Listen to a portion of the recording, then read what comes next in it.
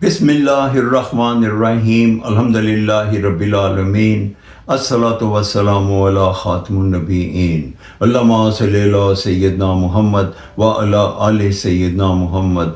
अस्सलामु अलैकुम वरहमतुल्लाहि वबरकातुहू। मेरे नाज़रीन व सामईन, मैं आज आपके सामने हज़रत मौला अली अलैहिस्सलाम का एक कौल बयान करूँगा। हज़रत मौला अली अलैहिस्सलाम फरमाते हैं कि मुक़द्दर लिखने वाले के पास मुक़द्दर बदल देने का भी इख्तियार होता है। इस कौल का ये मफ़हूम है कि अल्लाह रब्बुल इज़्ज़त ने हमारा मुक़द्दर तो लिखा हुआ है, मगर अगर हम चाहें तो अल्लाह ताला हमारा मुक़द्दर भी बदल सकते हैं। उसके लिए मैं आपको तरीका बताऊंगा कि सबसे पहले तो मैं आपको ये बता दूं कि नबी करीम हज़रत मोहम्मद सल्लल्लाहु अलैहि वसल्लम ने आखिरी खुतबे में हमें इसका ये तरीका बता दिया। नबी पाक सल्लल्लाहु अलैहि वसल्लम ने इरशाद फरमाया कि मैं अपने बाद अपनी अस्वाए हुस्ना और अल्लाह ताला की रस्सी यानी कुरान मजीद को छोड़े जा रहा हूँ। जो इससे जुड़ जाएगा वो फला पाएगा। और जब इंसान इससे जुड़ जाता है तो वो आती अल्लाह और आती रसूल के ऊपर चलना शुरू कर देता है। और फिर अल्लाह रब्बुल इज़्ज़त से दुआएं मांगना बेहतरीन अमल है जिससे मुक़द्दर बदल सकता है। दुआएं मुक़द्दर बदल भी देती हैं।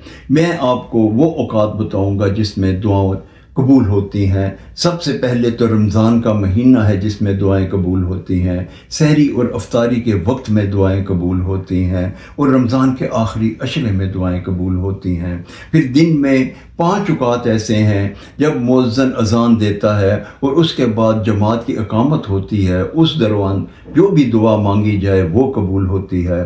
फिर जिनके वालिदैन हयात हैं, अगर कोई अपने वालिद से जाके कहे और उसका वालिद उसका नाम ले के दुआ करे तो हदीस मुबारक है कि उस दुआ के दरमियान आसमान भी हाइल नहीं होता, सीधी अर्श मुअल्ला पे पहुंच जाती है। ये औक़ात हैं जिनमें दुआएं कबूल होती हैं। हमें चाहिए कि हम अल्लाह रब्बुल इज़्ज़त से दुआओं के साथ जुड़ जाएं। और सबसे ज़्यादा कबूलियत का वक्त तो तहज्जुद का वक्त है।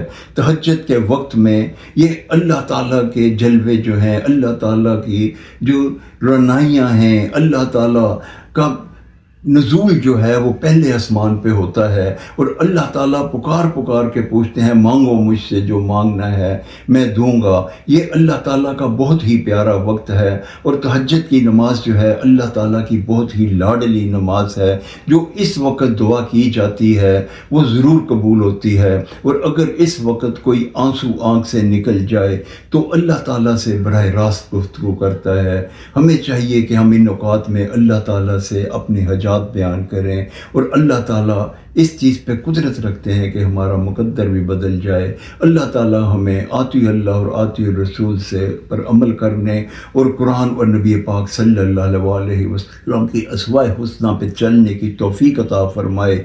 आमीन या रब्बुल आलमीन। अस्सलामु अलैकुम वरहमतुल्लाहि वबरकातुहू।